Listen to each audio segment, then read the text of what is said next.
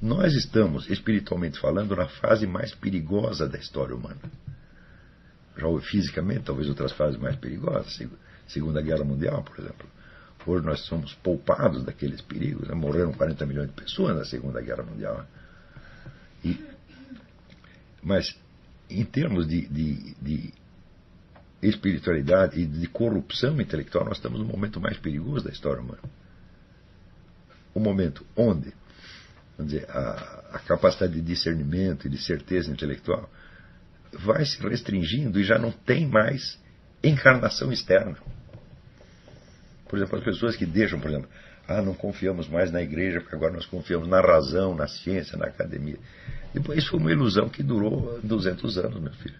Isso aí foi uma religião que surge no século XIX.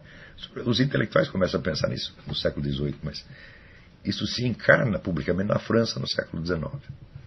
O sistema educacional francês foi todo montado em cima, vamos dizer, do culto da ciência. Então dava a impressão que agora nós temos um outro clero que não é religioso, mas ele é dedicado ao conhecimento, à razão, etc. Então ele se distingue do outro clero por quê? Porque ele está sempre em discussão consigo mesmo, ele é autocrítico, ele se corrige, né? Então tem gente que tem essa visão idealizada da ciência. Meu filho, essa ilusão não durou 100 anos. Né? Em menos de um século, a comunidade científica começou a mostrar a sua corrupção, que é maior que a dos políticos. Você vê essa coisa toda que aconteceu com o negócio do aquecimento global, gente.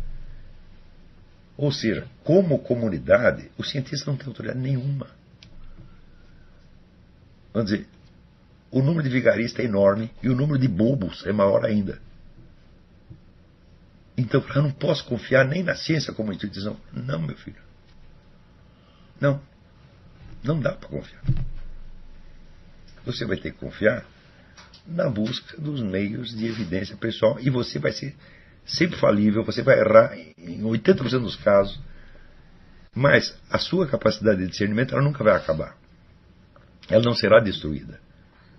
Se você não, vamos dizer, materialmente você não tem a evidência, não tem a certeza, você nem por isso perde a capacidade de obtê-la. E na medida que você obtém alguma, aí você descobre o que é o sentido, vamos dizer, de uma tradição intelectual, de uma tradição espiritual, na qual uma fileira de pessoas em épocas diferentes percebeu exatamente a mesma coisa. Então aí você pode dialogar com Al-Farabi, com Platão, com Al-Kindi, com Muhyiddin Ibn Arabi, com Aristóteles. E você participa de uma espécie de comunidade atemporal, onde as pessoas não estão ali para te garantir, para te dar segurança psicológica. Né? Apenas são pessoas com as quais você pode dialogar de maneira a adestrar e aperfeiçoar a sua própria inteligência. De modo que você compreenda pelo menos o que elas compreenderam e saiba complementá-las, corrigi-las onde for necessário. O ser humano, para ele viver com bastante segurança, bastante firmeza, ele não precisa ter certeza quanto a muita coisa. 2 ou 3 pontos são mais que suficientes. Né? E, nos demais pontos, eu digo, bom, a certeza intelectual jamais poderá, por si mesma, orientar toda a sua conduta. Porque a certeza intelectual é de ordem abstrata e universal. Então, para a sua conduta, você precisará do outro complemento. Aí você vai precisar da fé. E o que é a fé? A fé, meu filho, não é você buscar reconforto numa instituição rica e multitudinária, onde todo mundo pensa igual, todos choram igual, se dão as mãozinhas e choram. Não é isso, meu filho. A fé é a confiança numa pessoa que fez uma promessa. E esta pessoa não está visível no momento. Ela age, eu garanto para vocês que ela age. A gente vê a ação depois de algum tempo. Porém, não age sempre, age condicionalmente. E, como as pessoas não sabem qual é a possibilidade de resposta, elas ficam numa incerteza. Às vezes, quando pedem alguma coisa, né, diz: Jesus Cristo, me dá tal coisa, se você achar que é conveniente. Eu digo, peraí. Jesus Cristo disse que se você pedisse a Deus Pai em nome dele, Jesus Cristo, Deus Pai atenderia. Então, se é um treco que você não pode legitimamente levar lá e pedir em nome de Jesus Cristo, com a autoridade de Jesus Cristo, não adianta você pedir.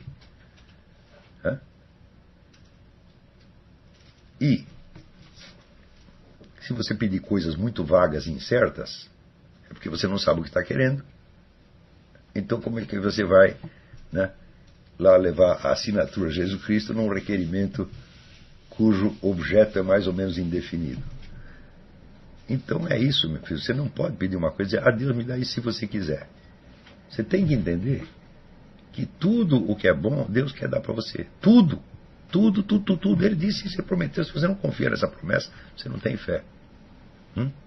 Então, as coisas que você tem que pedir tem que ser coisas objetivas, reais, né? E que você tem certeza que Jesus Cristo quer dar aquilo para você. Se você não tem, não peça. Né? Não se trata de uma seleção moralística. Não é isto. É muito mais simples do que eu estou falando. Do que parece. Né? É claro, a seleção moralística existe também. Você não pode pedir para Jesus que te dê uma chance de comer a mulher do vizinho. Você não vai pedir isso. Né? Não é disso que se trata. Mas isso é elementar e bobo demais. Eu acho que nenhum de vocês teria essa ideia. Pode ter a ideia de comer a mulher do vizinho, mas não de achar que Deus quer que você faça isso. Então, coisas que você realmente precisa e que são boas para você, você deve pedi-las da maneira mais explícita possível, em nome de Jesus Cristo. O que significa pedir em nome de Jesus Cristo? Significa ir junto ao trono de Deus Pai e dizer, aqui, seu filho não garantiu. Então, você não pode ter nada contra aquilo. Então, às vezes, só para você saber o que você quer, leva um tempo. Se você não tem, vamos dizer, a prática da meditação, da confissão interior, do exame de consciência, etc., então, muito menos você vai saber o que você quer.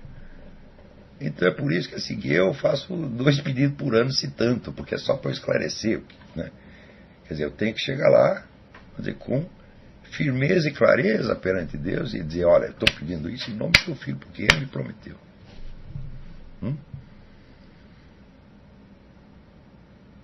Coisa que eu tenho dúvida, que você fala, bom, você não sabe se quer ou não quer, por que você vai pedir?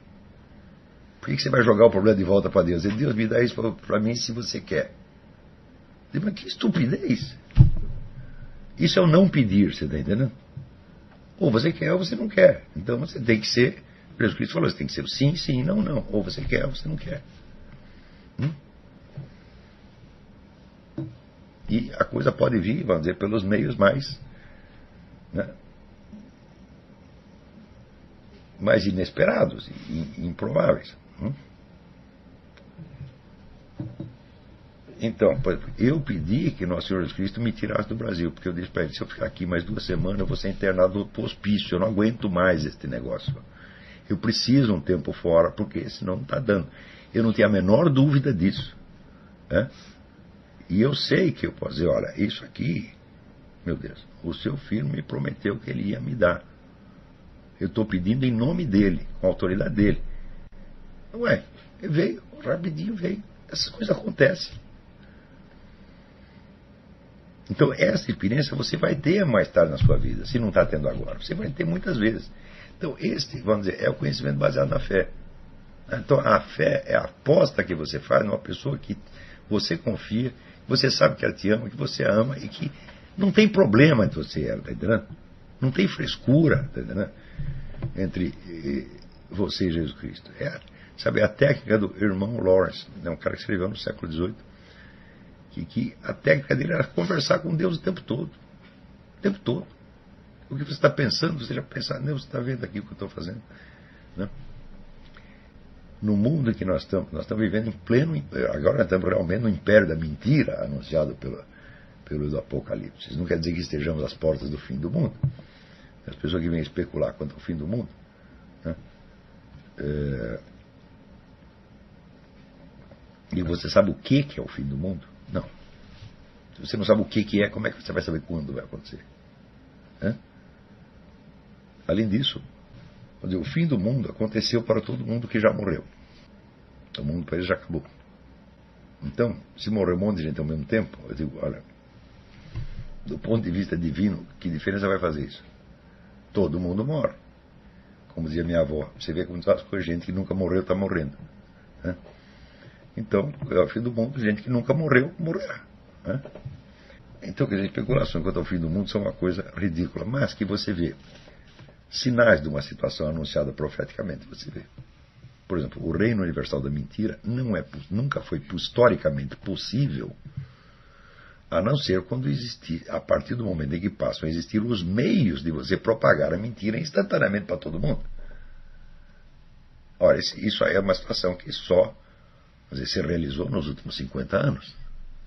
A globalização das comunicações, sem isso, o reino universal da mentira é impossível. Então você tem hoje um meio de realizar